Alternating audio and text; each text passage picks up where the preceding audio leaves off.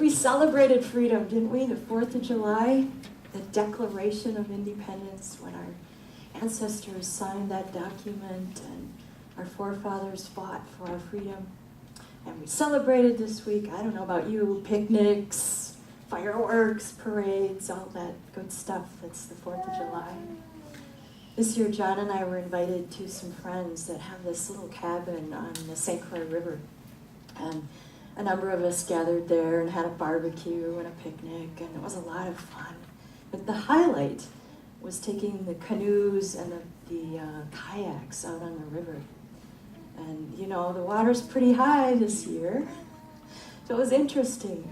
Right off their shoreline, there's usually lots of little islands, but all the islands out there were submerged. So when we began paddling, we got to, you know, go over the islands. They were all underneath us and in between the trees. And we all were remembering and thinking of photos that we had seen of like the bayous or the Everglades in Florida. And it was like that, just, you know, winding our way between these beautiful trees. At one point, I heard kind of a shrieking, and I thought, that's an eagle. And we came upon a huge eagle's nest way up in the sky. And there was a young one up in there, and he was pretty old, I think. We could see his head popping out, and he was squawking, and wings were flapping. And pretty soon his mom came soaring by. We got very close. She got close to us. And I think she was trying to coax him to take that leap of faith, come out and fly for the first time. We didn't get to see that, although we hung around quite a while. But we just took a meandering, leisurely pace through these trees, and from time to time the group of us would stop and just be still, because there was this canopy of leaves that just seemed to hug us, that big trees all around and then a little opening, and it felt like a sanctuary, really. Just so still, so green, so lush, so beautiful. It just fed us, and what a wonderful way to feel and celebrate that freedom that is ours today. So this morning I want to share another story with you, a story of being set free, and it comes from the Bible. And there's so many stories in the Bible that really can speak to us today. We know that the Bible is the story itself of man, humankind's evolution and consciousness. So the story I picked for you is about the Apostle Paul. So first I want to give you a little background about Paul. He wasn't one of the 12 disciples, you know. He came later, about a year or two after Jesus was crucified. He was a well-educated Roman citizen. I think he was about the same age as Jesus, give or take a few years. But he was Jewish, and he followed Jewish law. And for an occupation, he was a tent maker. One of the reference books that I was looking at this week kind of speculated about what he might look like. And I don't know how they drew this conclusion, but short and stocky and dark and bushy eyebrows. And I started thinking of Danny DeVito. I don't know. Paul was very much against Jewish people who believed in Jesus. He was opposed to Christianity in the beginning. He had a very different belief system, and he joined with other like-minded people to persecute the early Christians. But something happened to change all that. At one point, he had a written document from the high priest. He was sort of like a bounty hunter. He had the permission to go from Jerusalem into Damascus and gather Christians there and bring them back to Jerusalem so they could be imprisoned. So it was during this journey, this 4-day trip from Jerusalem to Damascus, that something happened to Paul, something big that changed his life forever. He was riding on his horse, and a flash of light knocked him off the horse, and he heard a voice calling his name and speaking to him. He believed the voice was Jesus' voice. This was a profound spiritual awakening for him. hardly explainable, very much internal to him, although people did witness something going on when he fell off the horse. It was a little while later that he was baptized as a Christian, and his life did a 180. He just totally turned around. He became his mission to spread the word about Jesus' teaching throughout the world. This story, he had about 3 separate missionary journeys in his lifetime. And the story that I'm going to focus on is during his second missionary journey, which is roughly about 15 to 18 years after the time of Jesus. And he's going into Europe, and it's from the book of Acts, chapter 16. So it begins as Paul and Silas are traveling. They're teaching and baptizing people as they go, and they come to a Roman colony. It's a town called Philippi. And in this town, there is a woman, she's a slave, and she has this psychic ability. She has the gift of being able to see things in the future. And her masters have made this a lucrative business.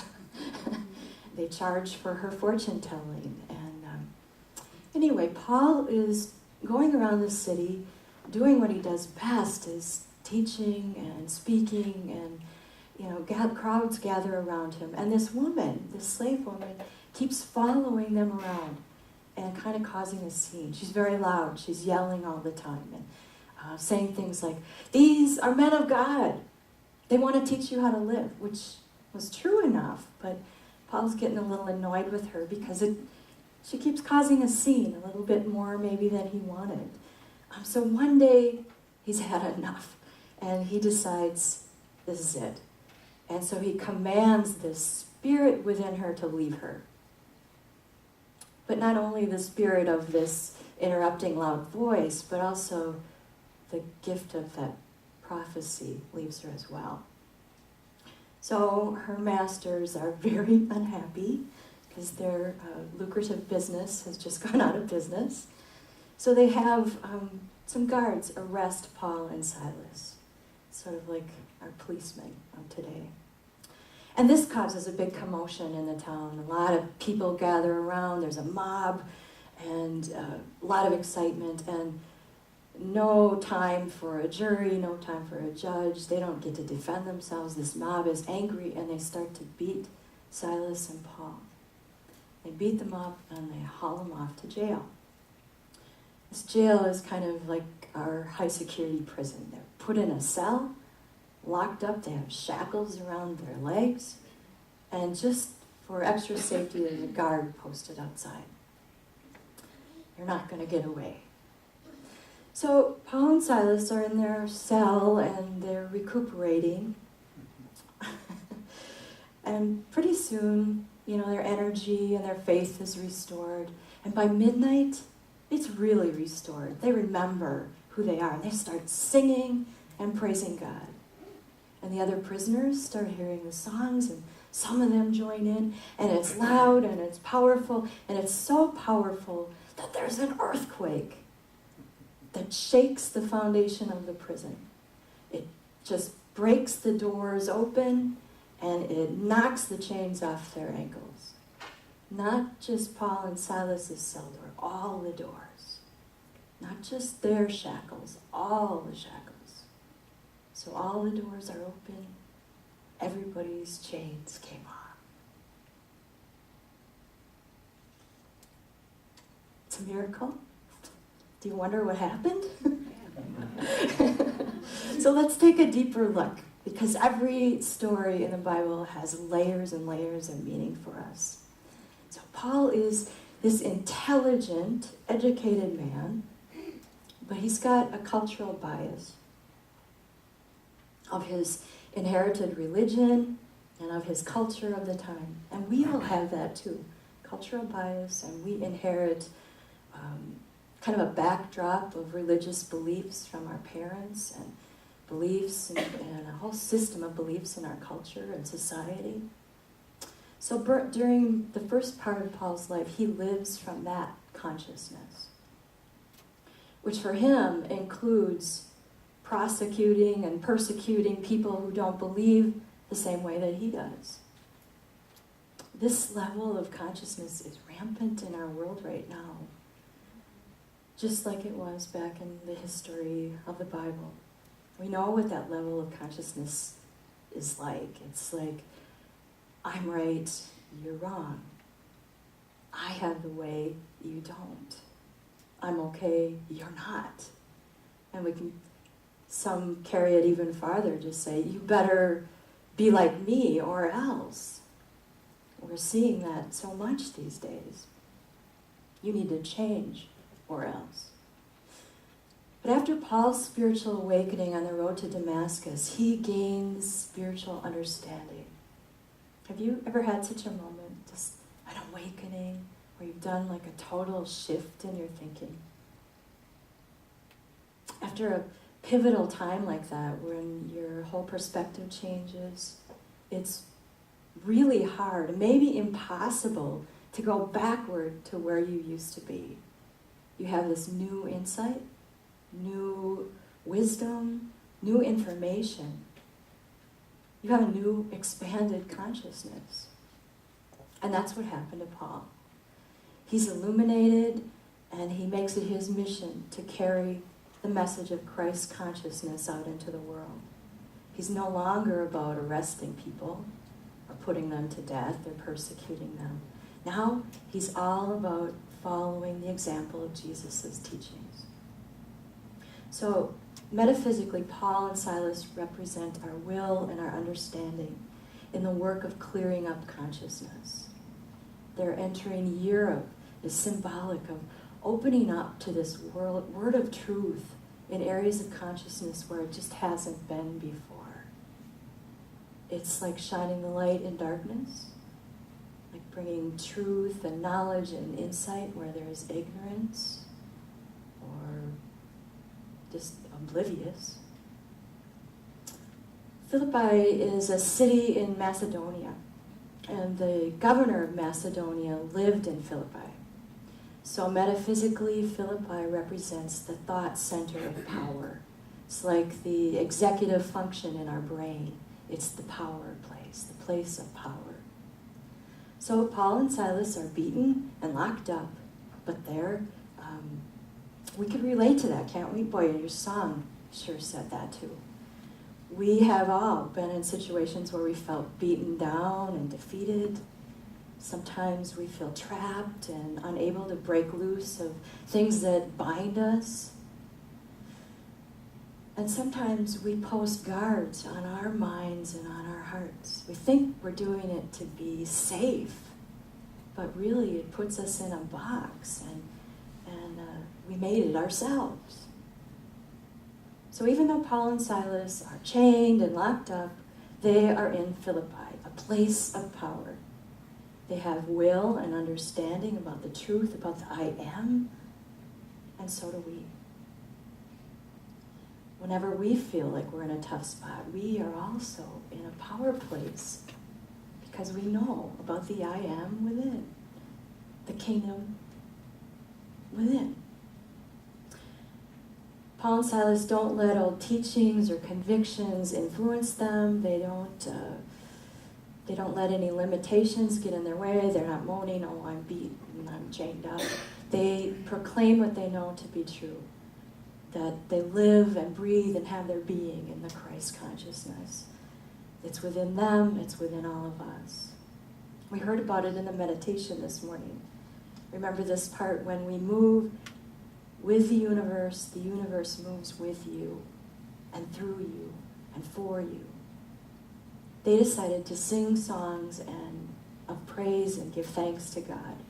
Even though they're chained and locked up, those outside circumstances to the eyes, even though that, they are still in a place of power and they sing. They choose freedom. Spirit cannot be suppressed. They know the power of the word, and the words sung are even more powerful. Remember this too from the meditation. At the core of being is rhythm. Singing restores that harmony, and they turn into that. They tune into that cosmic rhythm, the kingdom within. And they are transformed, and the earth shakes, and the doors open, and the chains come off. Listen to this powerful beginning. It's from the second paragraph of the Declaration of Independence, signed by the Congress of the 13 United States of America back in July 1776.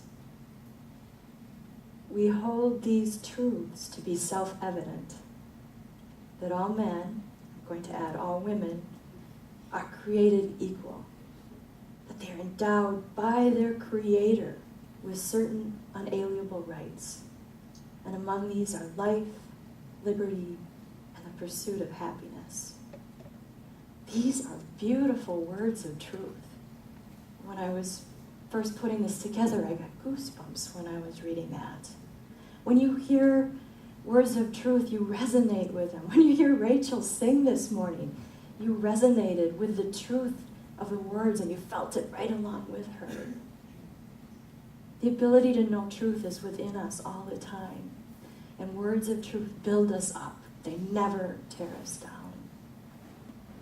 It doesn't say in the Bible what Paul and Silas sang or what words they spoke in praise. So I'm just going to think about some of the words that we use here, some of the songs we sing, some of the prayers and things that we say. So when you're in a rough spot, a tough situation, for me at least, the words of that power of the prayer of protection come to mind.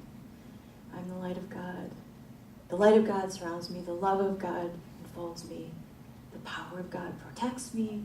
The presence of God watches over me. Wherever I am, God is. Anyone else use that one? All the time. Yeah. And a song. You might be heading to a rough meeting or in a disagreement with a loved one or a family member. And the words to a Karen Drucker song might come. How about, oh, you are the face of God. I hold you in my heart. You are a part of me. How can you say anything attacking when you're thinking that, you know? You come from a higher place. Oh, I know there are many, many other words and songs and positive affirmations that we use here. And that truth, those words are to lift you up. Positive words, they break the locks of negativity and despair, and they open the doors to a new and different reality. When one of us speaks truth, it frees us all. When one of us sings a song of truth, we clap and we sing along and we vibrate right along with it. Not in the old consciousness that says, my way is the right way, but in a new consciousness, a Christ consciousness that says, we are all one. It's a declaration of interdependence. Interdependence.